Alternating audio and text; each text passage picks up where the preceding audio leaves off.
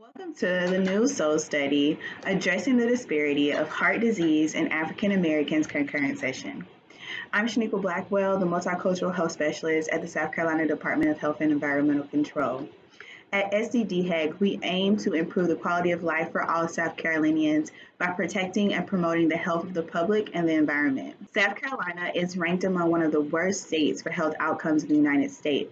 Our state experiences high rates of diabetes, stroke, heart disease, and death. We know that in 2018, heart disease was the leading cause of death in our state. When looking at the risk factors such as obesity and hypertension that lead to heart disease, we can see that African Americans are disproportionately affected. Disparities such as this led South Carolina DHEC to create the Office of Diversity, Equity, and Inclusion in November 2020. Part of the DEI office's job is to work with DHEC's public health staff to enhance their knowledge, supplement their resources, and expand their strategies in an intentional, action-oriented way to address health disparities in South Carolina. This drive is what connects us to sessions like the ones you are hearing today.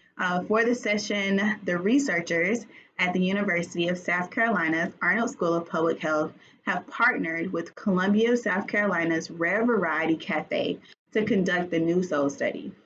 The study examines dietary lifestyle interventions solely for African Americans.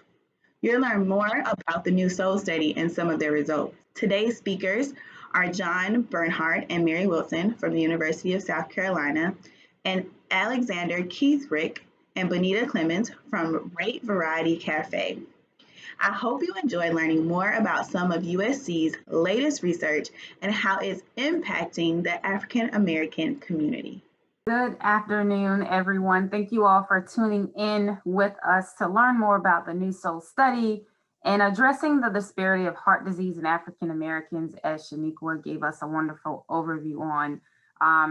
These statistics that she mentioned are pretty disappointing and detrimental to the African American community. So thankfully, we have the New Soul Study at Rare Variety that is looking at addressing these disparities through a partnership with the Prevention Research Center at the Arnold School of Public Health at the University of South Carolina and Rare Variety Cafe here in Columbia. So we are grateful to speak with you all today, and let's get started and learn more about what we're doing in the community. And so, as Shaniqua stated, a little bit of the statistics regarding heart disease and the disparities in the African American community. In our community, African Americans, we are affected by higher rates of obesity that contribute to heart disease, type 2 diabetes, hypertension, and also various other cancers. And so this is something that is affecting and plaguing our community that we are working to address through this partnership.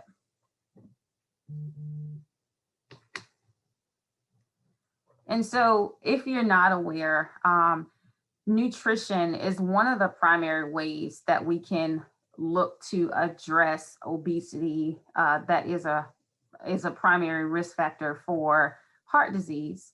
And so one of the things that we're doing with the Nutritious Eating with Soul study, we are focusing heavily on the diet of our African American population that is participating in our study.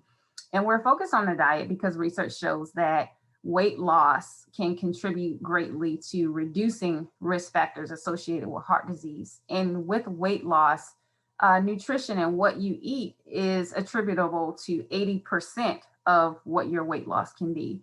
And so we are looking at the traditional African diets because they are shown to lead to lower the rates of type 2 diabetes, high blood pressure, high cholesterol, obesity, and Alzheimer's. And so here you see an image of the African Heritage Diet Pyramid. It's through Old Ways, and we utilize their curriculum and also this food pyramid as a guide for the nutrition recommendations that we have for our study participants. And as you can see, this food pyramid does not look like what we normally see through the USDA. It's culturally tailored, so it's focused heavily on greens. It is focused on a lot with lots of different varieties of whole grains. And if you look at the top, it is focused less on dairy and also less on processed foods and sugar. And so it is heavily plant-based, and we know through research, plant-based diets contribute greatly to improved health and improved nutrition. And we can go to the next slide. Yeah, so as Mary said, plant-based diets we know can really improve our health. What you're looking at here are, it's the same research study, and they compared 5 different types of plant-based diets, where vegan being the most extreme and eliminating all dairy products and meat products, but there are also various other categories. And the vegans being your orange red column, you can see that they had the lowest body mass index and the lowest prevalence of type 2 diabetes. In addition, though, the other types of plant-based vegetarian diets also had benefits, but the vegan diet did have, it did confer the greatest health benefits. Similarly, just looking at calorie content in animal products versus plant products, traditional 100-gram serving of fried chicken, which is about the size of the palm of your hand, has the most calorie content, whereas black beans, sweet potatoes, collard greens, you can see have a much lower calorie content per same 100-gram serving. So the Nutritious Eating with Soul study, there's kind of 2 parts to it. One being a much larger 2-year study based off of a 5-year grant that comes from the National Heart, Lung, and Blood Institute here at the University of South Carolina. In that study, we had participants in a 2-year program of intervention classes, but they also had 2 different dietary patterns that they were assigned to randomly. So we had one that was completely vegan, plant-based, and then we had another one that was low-fat, omnivorous. Both diet groups, though, emphasized this traditional African soul food diet. Granted, that study being delivered in the university, we also know that limits our ability to reach people potentially in other communities that aren't able to access the university resources. And so what we're talking to you about today is this supplement grant that we also got from the National Heart, Lung, and Blood Institute, so that we could take our 2-year program, condense it down into 12 weeks, and no longer are we delivering it on our campus and requiring participants to come to us, but we partnered with a restaurant here in downtown Columbia, which we'll get to hear from them in just a moment, to deliver the program. As you'll find out, COVID obviously required some pivots in the way that we were able to deliver our program, but I think that you'll be excited to see the work that we're able to do, because hopefully our future next goals and steps are to continue to find new partners and new community settings to continue to deliver our program. We just want to give you a little bit of a timeline of where we got to how we are in today with the supplement grant. And so for those of you that are interested in community partnerships and academic things, it sometimes takes a little bit of time to get everything together. But here's an overview where we submitted the grant about 1.5 years ago in December 2019. We heard a couple months later in April 2020 that we would get it. And so that was exciting. We then took the summer to condense our 2-year program down into 12 weeks. We began quickly recruiting for our first cohort. We delivered that cohort then in the fall from September to November. We took a very brief break and then opened up recruitment again for our second cohort, which we actually just finished about 1.5 months ago. So at this point, that is from the USC side, and we're excited to turn it over to our community partners to share their experiences with the program.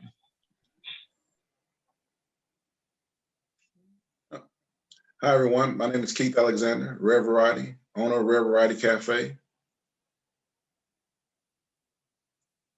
Okay, I'm Benita Clemens, partner with Rare Variety in the New Soul study.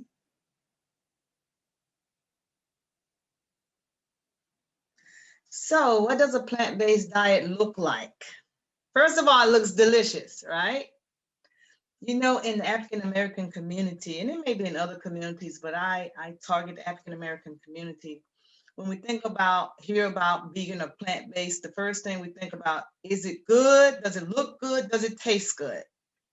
Well, yeah, it does all of that. It can do all of that. But typically, a breakfast can be some grits, mushroom gravy, and some gimme lean fat-free sausages, or they also have bacon. You know, now the plant-based world has a lot of different types of alternatives that you can use while you're transitioning. Or for lunch, we could have a veggie plate with some black-eyed peas, because we know that that's a part of soul food culture, right? Sweet potatoes and collard greens, brown rice, and vegan mac and cheese. Now, everything I just called is a staple of the soul food diet. Black-eyed peas, sweet potatoes, collard greens, mac and cheese. And at Rare Variety, all of these things are delicious. You would not know that it doesn't have all of the other things in it. Plant-based, that means no other meat products or byproducts. And for dinner, you can have some vegan gumbo with cornbread and a salad. And of course, you can't have a good meal without dessert, right? So with dessert, you can do a peach crumble.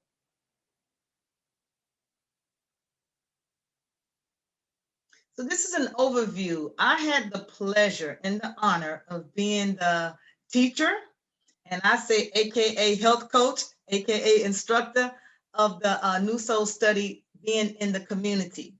And we had 12 weeks that went by so quick. I did 2 classes. When I say quick, I mean it was really quick. And you know, when we're having fun and when we are working in our purpose and mission, then things tend to go a little fast. And I have been called to do this work. And I tell you, we had so many successes.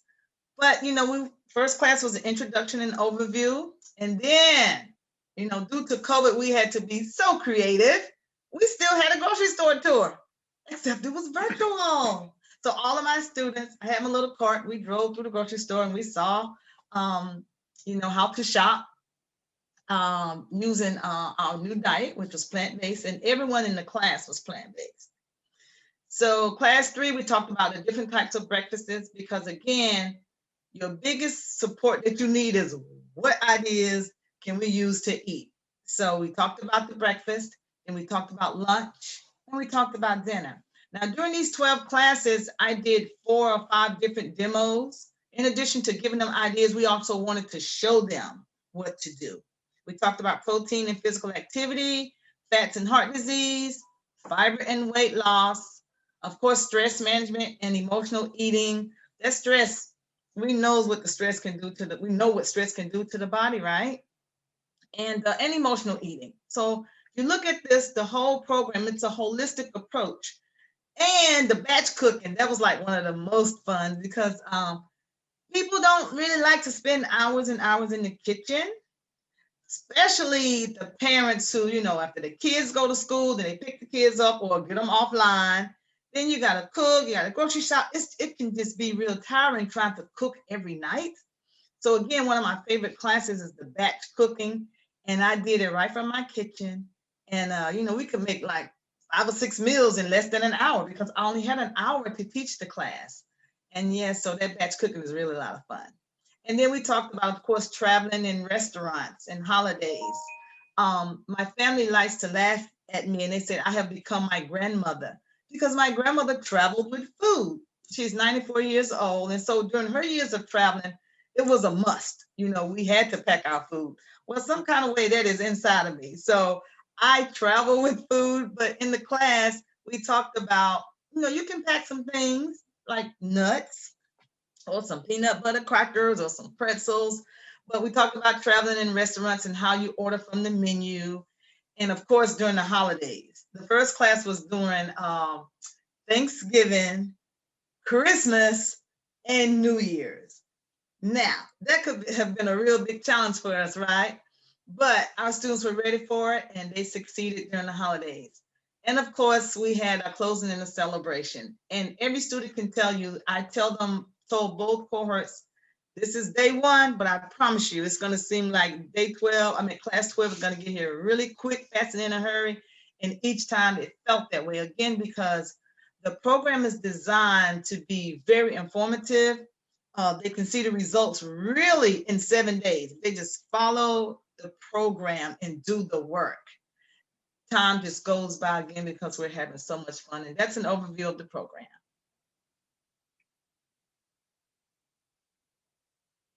Now, what did the participants receive? We had weekly meetings. They got to taste from Rare Variety Café. And this is Keith and I in the kitchen doing a lentil burger, which is out of this world and amazing.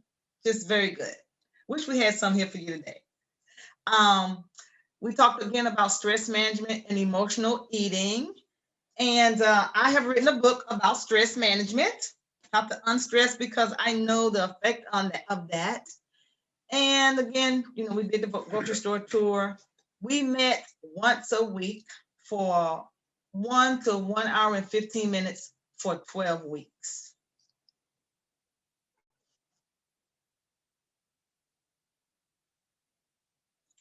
All right, successes and challenges. So I've been with the program for actually 3 years now. And so when it came the opportunity to partner with the restaurant for the 12-week portion, that became a very great opportunity. And so I'm going to speak on it in twofold, one from a business owner and also one from what, you know, the knowledge I gained from interacting with the participants. So each week we would do successes and challenges, and we'll go through what plant-based protein sources are you trying.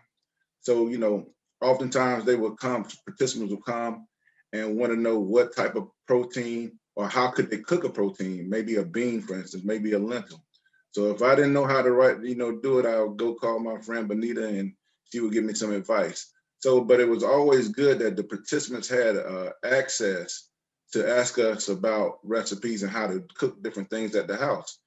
Because we wanted them to carry what they learned from the class to the restaurant, what they tasted, which was soulfully delicious, to their home.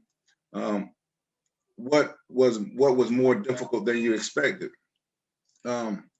As for the participants, a lot of them, you know, had to learn how to transition some of the foods that they liked to a plant-based setting. So, for instance, it might be a favorite meal might be somebody's spaghetti. So we had to transition the beef that they might typically use to using mushrooms, to using some other plant-based product that would simulate meat, like Impossible Meat or something like that, and just give advice on how to coach them through on how to use these products for their best needs, and reassuring them that most of the things that they liked, they could transpose into a plant-based setting also, you know. So if you like ice cream, you still can have ice cream. It'd just be dairy free. And so that was reassuring that they didn't have to feel like they had to give up things. What was easier than you expected? For a lot of them, they didn't know the transition could be as easy. They didn't know that plant-based food could be tasteful.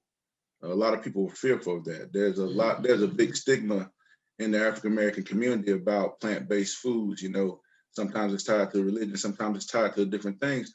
But we had to just reassure them that you could get this taste, you could still get the soul taste, you could still have a different product, and it could still be 100% plant-based. How are you doing at staying on track and meeting your goals? Well, this one part right here was actually what the next slide kind of leads into. And if you turn to the next slide, which is our SMART goals. And so we had to help participants learn how to use SMART goals to meet, you know, their ultimate, you know, their destination. And so we went over the specific, the measurables, the achievable, the relevant, and the time. And so a lot of times when they were making their goals, for instance, on exercising, you know, we wanted to get real more specific because, you know, they had a goal to exercise, but we wanted to put a time to it, you know, 3 days a week, duration of time, maybe 30 minutes, you know, or an hour of walking or whatever it is, but be accountable. This allowed them to understand accountability for what they did and what they do. And so, you know, through that process, you know, that interaction helped on the business side. It helped build better relationships, which increased revenue. It also it impacted because we're a community-based business in the 29203 zip code. And so, you know, it meant a lot that people could come in and feel, you know, and get a culturally relevant, hear some music in the background playing that they, you know, that they're accustomed to hearing, that they're also, you know, things like that. It seems small, but, you know, they're big when you actually see it in play with participants. Even being able to voice some of their concerns, some of their fears that they're having, and obstacles that they're having to go through, because they can relate. And so being able to have that one-on-one interaction, you know, it changed our customer base into a very community-oriented base that has also allowed us, and we're also in the process of transitioning to a new space. And that was because of the study. Part of that has happened too because of that.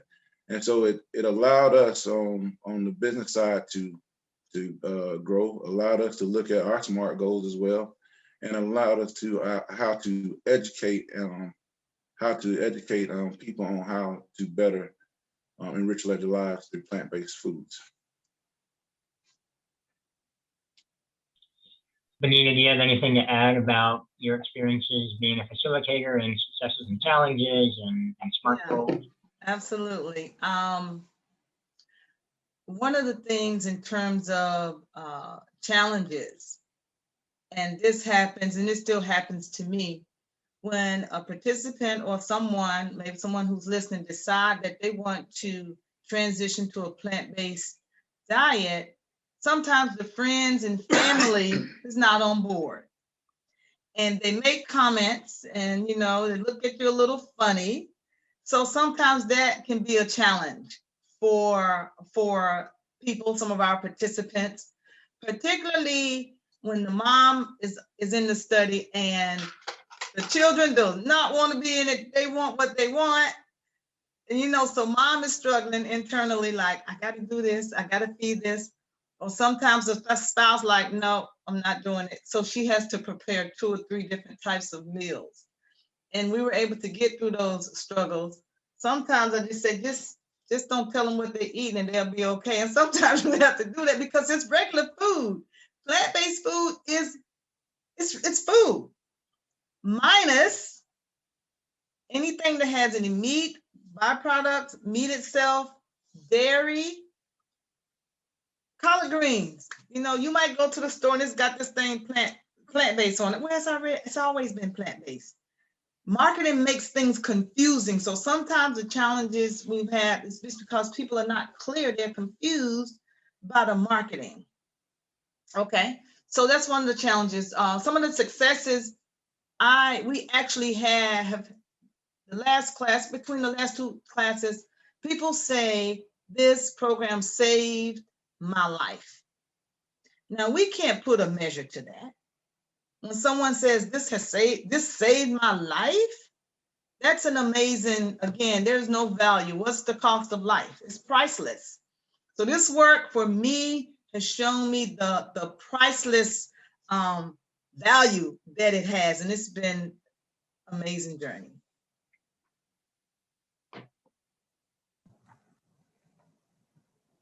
Awesome. Thank you, Benita and Keith, definitely for sharing that. We're about to get into question and answer, and I know you all have questions rolling in, but I just wanted to add how appreciative we are to have Benita and Keith working with us. And also just adding, we have a new soul study, which a lot of you may be familiar with, where we did a 2-year program with participants that were also recruited for 2 separate cohorts. And we realized the importance of also then rolling this out at the community level. So it definitely has been beneficial in as far as the reach that we've had with programs. But I just want to highlight for organizations conducting research in university settings or any other setting, the importance of having that connection with communities as well, because that is one way that the New Soul study will continue to be sustainable. It's not going to be sustainable and continuing it to be rolled out at the university setting. piloted it for as long as we did in the university setting, and pulled out the 12 most important classes that we felt from our participants' feedback had the most impact with them. And we put it into NUSO at Rare Variety. And so I just want to encourage everyone that it is value, a lot of value, when you are able to translate research into community settings, to where we have Rare Variety, which is a vegan restaurant that we hope continues to be successful and has shown that, and has continued to grow here in the community, where people are gonna go. You know, people, if they have an interest in plant-based foods, they're gonna go to a plant-based restaurant. So in the midst of going to the plant-based restaurant or the food hub, now they're also getting the education that will be helpful to shifting some of these heart disease disparities in our community. So we're happy to answer any questions that you all might have at this time. Thank you, Mary. This is Brandy Freeman. I am the Communications and Marketing Manager at Eat Smart Move More, and we do have a few questions for our speakers. So the first one is, how many individuals took up a plant-based diet at the end of the study? I can speak to some of that. So we had 60 participants from the fall cohort and the spring cohort that enrolled in the program. Now, we didn't necessarily check in with them every single day, making them send us pictures of what they're eating or anything. And I think Benita can speak to this, and just hearing and speaking with the students each week, a majority of them did take up a plant-based diet. I do know that across both cohorts, the average weight loss in that 12-week period was 5.5 pounds. And so we had a number of participants who were, of course, above that and below that, but a lot of them were seeing very positive results. And so, Benita, you want to talk to that at all? About the students, yeah. We tried to create a really family and inclusive atmosphere. So I have most of the students' numbers in my phone. And so I'm able to still reach out to them, and they're able to still contact me. And we have a private Facebook page where I still post some of my meals. And so I don't know the exact number, but I do know a lot of them that's in my phone are still plant-based. And I want to tell a story about one of our students. He called me one day, and he was literally scared to eat a piece of bread. Like, I don't know what to do. I know you showed me. I said, it's okay. So I told him which kind. He said, I know you told me what kind. So I told him, just eat one slice. But this person dropped 2 waist sizes. He went from double, I think 3X to an X. Now this is like the 7th or 8th week, because he went all the way in. And I want to give a shout out to our men. We had a lot of men in the study. We had 10 men in the study, and all of the men just went in hard. And I do know, one, I haven't been in touch with them. All of them are still on it.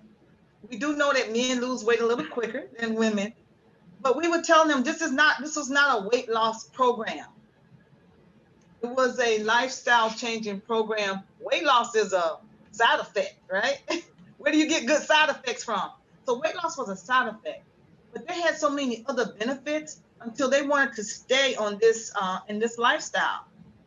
You know, this energy. This gentleman that I'm talking about, his hair started growing back.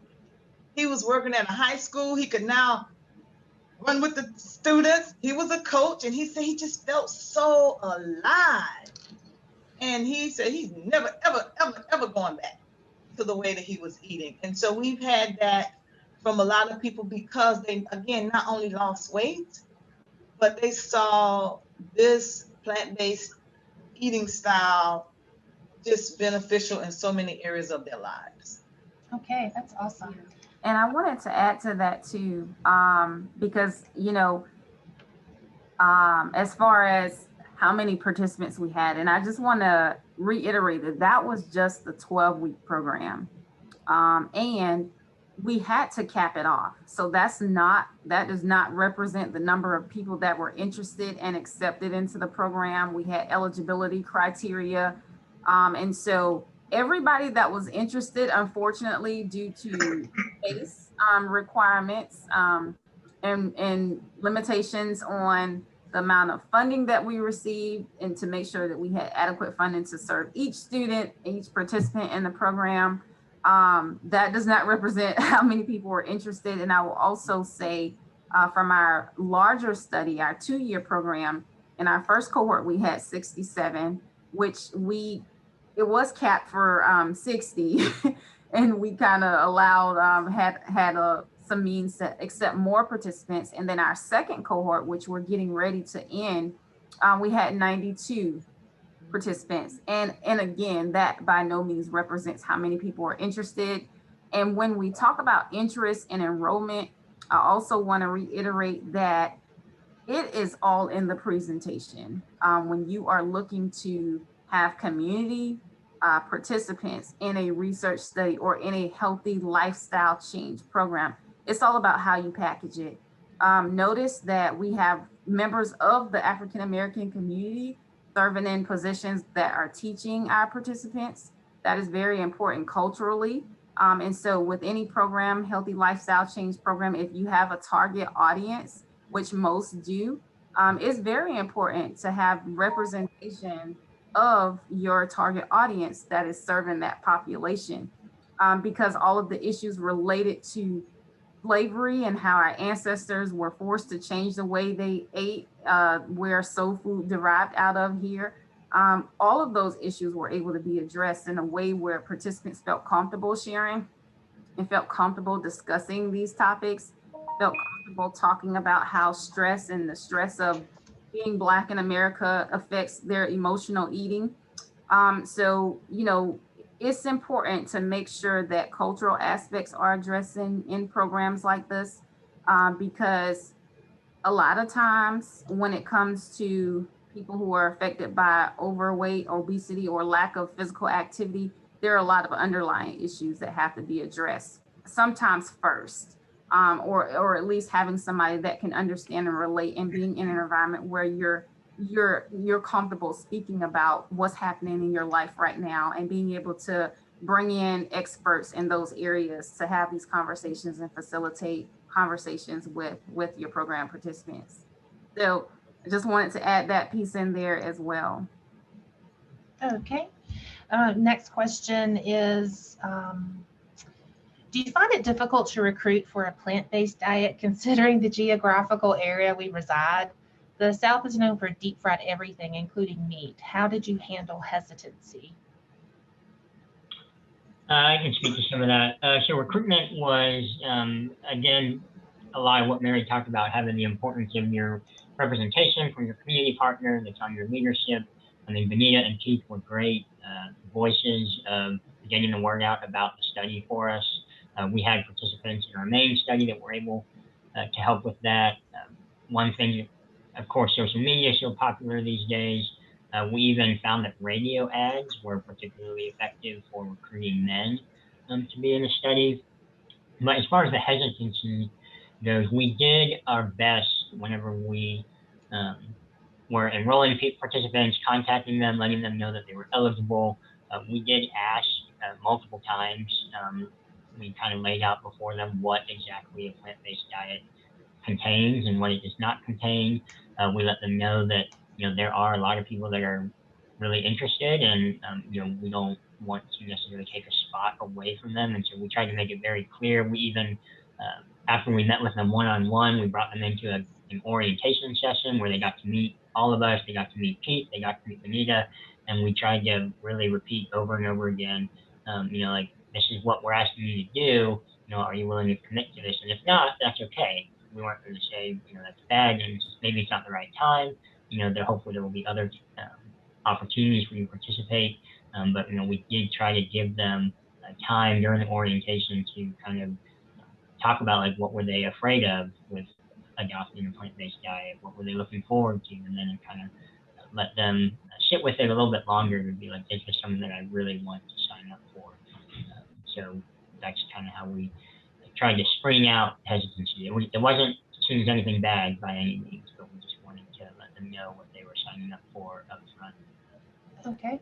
Right. And I'm sorry, Brandy, I wanted to add to, just so that everyone is aware, none of our participants were paid to be a part of this program either. It was strictly volunteer. So, you know, the incentive for them to participate is exactly what Benita described, just being able to change their lives.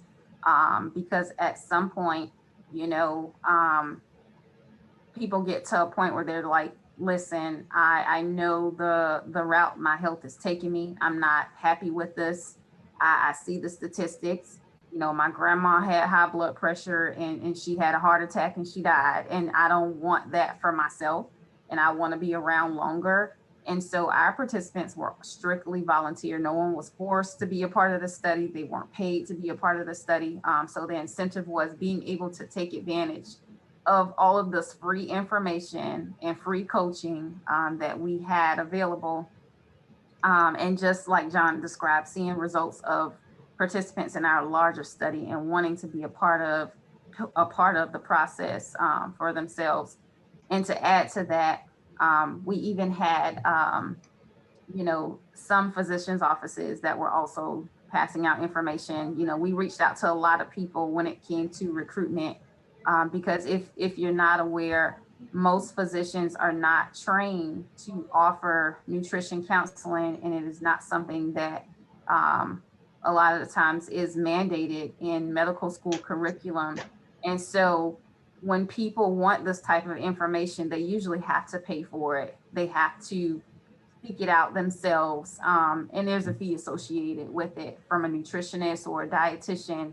And so we have all of this information there for free. So volunteers participated in this study because of what we had to offer.